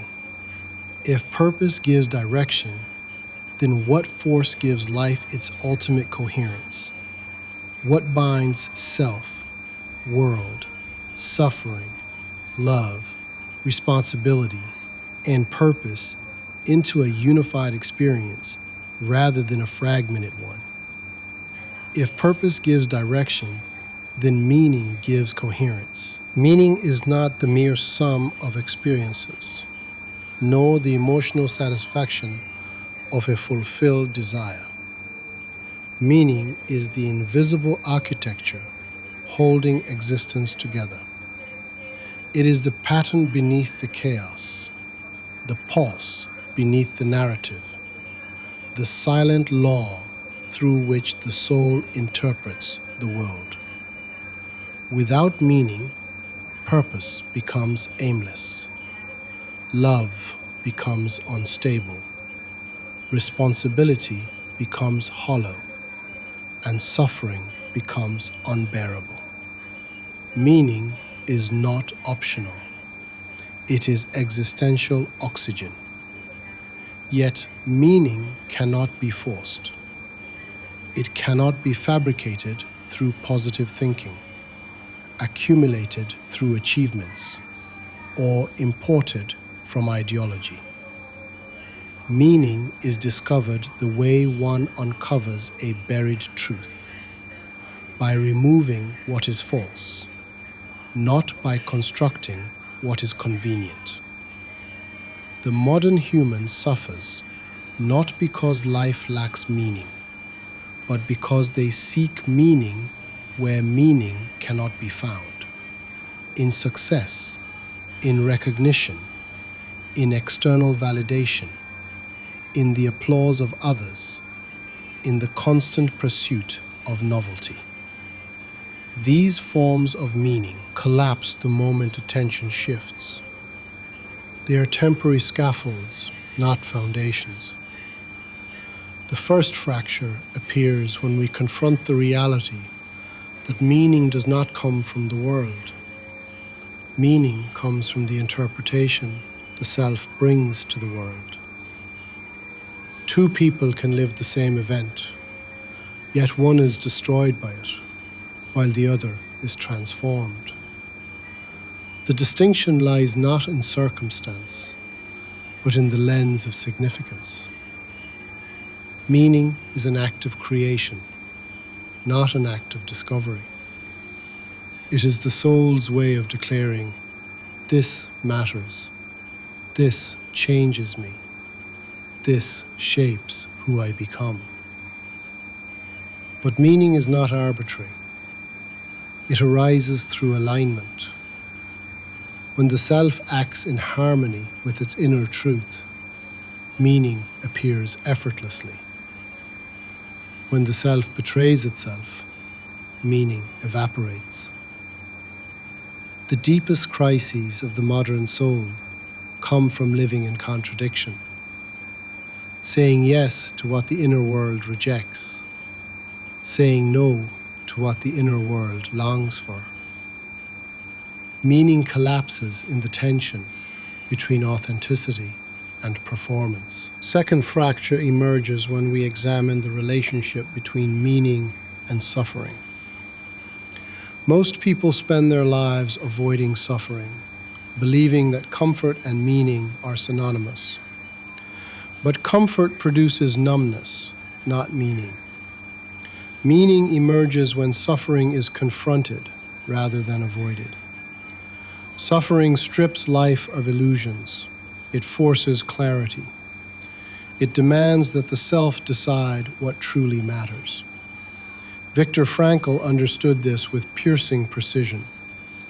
A person can endure almost any suffering if they find meaning in it. Without meaning, even pleasure becomes empty. Suffering is not meaningful by itself. It becomes meaningful through the response it evokes. When suffering compels the self to grow, to shed attachments, to face long neglected fears, to break destructive patterns, to awaken to deeper truths, it becomes transformative. The problem is not that we suffer. The problem is that we refuse to learn from our suffering. We cling to injustice rather than insight, to memory rather than movement, to despair rather than renewal. Suffering is the doorway. Meaning is the passage. The third fracture emerges when we examine meaning through the lens of transcendence. Meaning is not only psychological, it is metaphysical. It invites the individual to sense that life, in its rawness and unpredictability, contains a dimension that surpasses the visible. This is not superstition. It is an existential intuition present across civilizations. Meaning deepens when the self perceives its existence as part of a larger fabric, one that includes history, humanity, nature, time, and the mysterious order that binds them. This sense of transcendence does not require belief in divine authority. It requires awareness of interconnectedness. It is the recognition that one's actions ripple outward into realities unseen, that one's presence influences worlds beyond immediate perception, that life unfolds through patterns the intellect can only partially grasp. Meaning begins where the ego's boundaries end. In the world of 2025, this dimension of meaning is suffocated by distraction. The constant noise of information fragments attention. The endless comparison through digital spaces diminishes self-worth. The pressure to perform replaces the need to reflect. People forget how to listen to themselves. Without listening, they cannot interpret. Without interpretation, they cannot find meaning. The collapse of meaning is not a spiritual crisis. It is an attentional one. But beneath the noise, the capacity for meaning remains intact. Meaning is resilient because it originates from depth. It cannot be destroyed, only buried. And when life fractures the surface through love, through loss, through responsibility, through purpose, meaning rises again, demanding to be acknowledged. Meaning also expresses itself through unity. Not unity as sameness, but unity as coherence. The coherence between thought and action, between longing and movement, between inner truth and outer life. When unity appears, life stops feeling accidental. Experiences begin to form a narrative that feels intentional, even when the path remains unpredictable. This sense of narrative continuity is one of the deepest sources of meaning available to the human spirit. But meaning has a shadow, nihilism. Nihilism appears when the self attempts to construct meaning solely through intellect. The intellect can analyze meaning, but it cannot generate it. Meaning is a phenomenon of the whole being, emotional, ethical, relational, existential. When the intellect stands alone, life becomes a sequence of neutral events. Nothing holds weight, nothing resonates, nothing calls the soul forward. Nihilism is not the absence of meaning. It is the refusal to engage with meaning at the level where it exists. To awaken meaning, one must return to presence. Presence restores intimacy with life. Presence allows the mind to sense patterns before it explains them. Presence transforms mundane moments into vessels of significance. Meaning is discovered not at the peak of achievement, but in the quiet recognition that existence itself is improbable and therefore sacred. Meaning also has a moral dimension. A meaningful life is never selfish. Not because morality demands sacrifice, but because meaning emerges in relationship, through giving, through witnessing, through creating resonance in others. Meaning expands when we expand the world of those around us. A self enclosed in its own story eventually suffocates. A self that participates in the lives of others becomes part of something that transcends its own boundaries. Purpose answers the question of direction. Meaning answers the question of significance. But there is one more question beneath both. What force animates the self toward coherence in the first place? What deep inner movement compels us to seek truth, to seek wholeness, to seek transformation, even when the process destroys everything familiar? What drives consciousness to evolve? This question is not theoretical, it is experiential. It arises the moment meaning becomes not merely understood, but embodied. When the individual begins to sense that their inner life is not random, but guided. When they notice that certain encounters appear at exactly the right moment. That certain losses, painful as they are, recalibrate the soul toward growth. That certain intuitions arise with a precision that cannot be explained by logic alone. When meaning becomes experiential rather than conceptual, the soul begins to sense the presence of an inner compass, a force that is neither desire nor fear, neither memory nor fantasy, but something deeper, something ancient, something unmistakably real. Meaning is not the end of the journey. It is the moment the self realizes it can no longer return to unconscious living. Once meaning appears, even faintly, the individual becomes accountable to a deeper form of life. The illusions that once comforted now suffocate. The distractions that once entertained now feel empty. The narratives inherited from others lose their authority. Something within demands coherence, and that demand refuses to be silenced. Philosophy becomes no longer an idea, but a mirror that strips away pretense, exposes contradiction, confronts cowardice. A mirror that reveals that every movement of consciousness is a decision about what kind of human being one is becoming. And in that recognition, freedom acquires weight, responsibility acquires depth, love acquires honesty, purpose acquires direction. The true work of life is not achievement, it is alignment. Alignment between thought and action, between desire and truth, between the inner world and the outer life, between what one knows and what one dares to live. Most people spend their lives avoiding this alignment because alignment demands sacrifice. It demands that we abandon the identities built to satisfy others. It demands we confront our shadows without justification. It demands we choose growth even when growth dismantles the structures we depend on.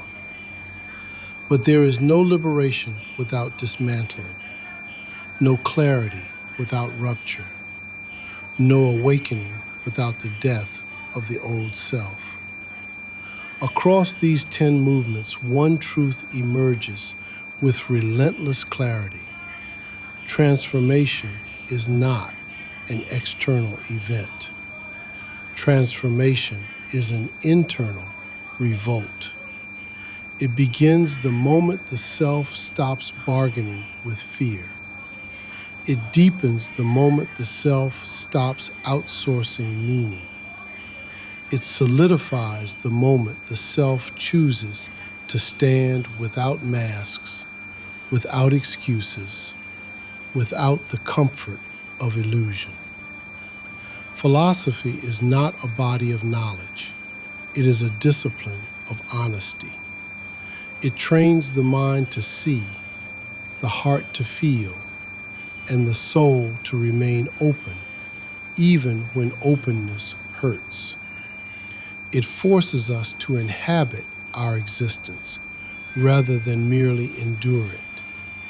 And when this inhabiting becomes consistent, life itself changes texture. Ordinary experiences acquire depth. Relationships become mirrors rather than escapes. Suffering becomes information rather than punishment. Freedom becomes a practice rather than a fantasy. To live philosophically is to refuse numbness. It is to walk through the world with the courage to perceive, the courage to question, the courage to stay awake. Awakening is not a moment. It is a posture toward existence. It is the willingness to remain present even when presence is uncomfortable. It is the refusal to settle for borrowed truths or inherited narratives. It is the decision to carve one's identity through deliberate consciousness rather than accidental circumstance. The journey across self, perception, freedom, desire, love, shadow, time, society, awareness, and inner transformation reveals one thing with brutal clarity. Every human being carries within them a possibility far greater than the life they have been conditioned to accept. The tragedy is not that people suffer. The tragedy is that they suffer without understanding. The tragedy is not that people fear. The tragedy is that they fear the wrong things. The tragedy is not that life is finite. The tragedy is that most exist as if their finitude were irrelevant. Meaning demands that we stop existing and start living. When the self finally dares to live with this intensity, existence ceases to be something that happens to us and becomes something we shape. The world does not change first. The inner world changes, and the outer world follows. The true revolution begins not in society, but in the silent interior where the individual chooses awareness over avoidance, truth over comfort, depth over distraction. And in that choice, a new horizon opens, one that asks not for belief, but for presence, not for perfection, but for honesty, not for certainty, but for courage. For it is only in this courage that the path ahead, whatever it becomes, begins to reveal itself.